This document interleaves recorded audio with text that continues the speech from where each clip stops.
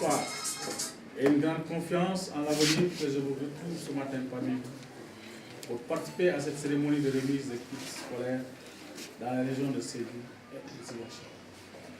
C'est dans le cadre de la mise en œuvre du programme Projet de préparation à la réinsertion des personnes déplacées, réfugiées, de retour et de protection des enfants en situation de rue.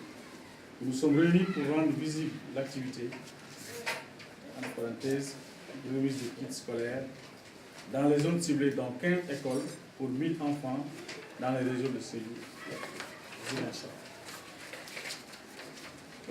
Cette cérémonie de haute facture s'inscrit dans une dynamique protectrice et d'accompagnement pour les couches vulnérables aussi démunies dans leur enseignement-apprentissage, mais aussi joue un rôle prépondérant dans la prise en charge socio-économique des parents.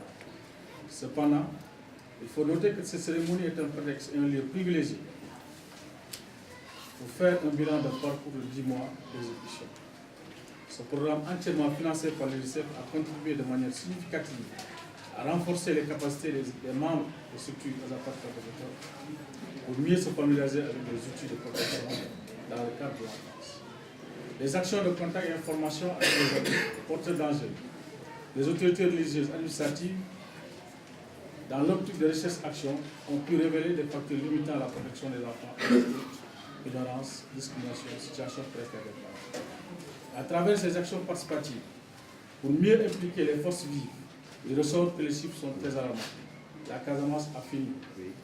La crise casamançaise a fini de détériorer le tissu social en installant plusieurs familles dans une situation de misère. Il faut noter qu'il y a plus de 15 000 enfants dans les régions de Sédhiou et de Ziguinchor en situation de violence du fait de la crise. À cela s'y ajoute un nombre très important de tout petits qui pullulent dans les rues de Ziguinchor, laissés à eux-mêmes. Je vous parlais ici des enfants talibans, qui aujourd'hui sont 1370 dans la région de Ziguinchor. Cette couche d'enfants aussi vulnérable, bénéficiant d'aucune protection, se livrent à toutes sortes de vices qui sont la plupart la proie des amis. Ces derniers s'en servent à des vices, à des faits énervés et immoraux, prétextant leur livrer un concours enseignement.